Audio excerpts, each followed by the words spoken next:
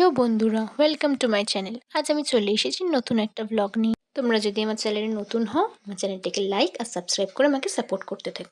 আজ সকাল থেকেই বাইরে বৃষ্টি পড়ছে, তাই আর কলেজ যাওয়া হলো না। ভালোও লাগছিল না, তাই কম্পিউটারের একটা কভার যেটা আমি আগে বানিয়েছিলাম সেটার উপর ডিজাইন করছিলাম, নবিতাটা করছিলাম। পাশে সেজুকাটা বাকি আছে।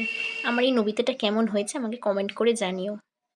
এই করতে করতে মায়ের কাছে একটু রান্নাঘরে ঘুরতে চলে যাই, গিয়ে দেখি মা করলা ভাজা করছে। রান্নাঘরে গিয়ে আর একটা জিনিস দেখতে পেলাম, বাবা আজ ভেটকি মাছের ফিলে এনেছে। তাই আমার মনে হলো না, আজকে ফিলেগুলো আমিই করবো ফ্রাই। তো তাই আমি ওগুলোর মধ্যে আদা রসুন বাটা আর ভিনিগার দিয়ে ওটাকে ম্যারিনেট করতে রেখে দিলাম। মাছগুলোকে 1 ঘন্টা ম্যারিনেট করে রাখার পর এবার আমি মাছগুলোকে ফ্রাইয়ের জন্য রেডি করব বলে এলাম। নিয়ে নিয়েছি ওখানে পেঁয়াজ বাটা, আর তার মধ্যেই আমি ধনে বাটা একসাথে মিশিয়ে নিয়েছি, যাতে আমাকে আলাদা করে দিতে না হয়। আর ওইদিকে নিয়েছি আমি কর্নফ্লাওয়ারটাকে জলে গুলে।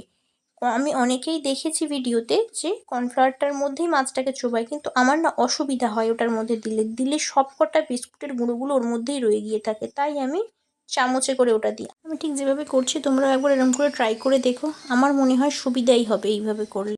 দেখো মাছের ফিলেটাকে আমি যতটা সম্ভব পারফেক্ট করার চেষ্টা করেছি, তোমরা বলো কেমন হয়েছে।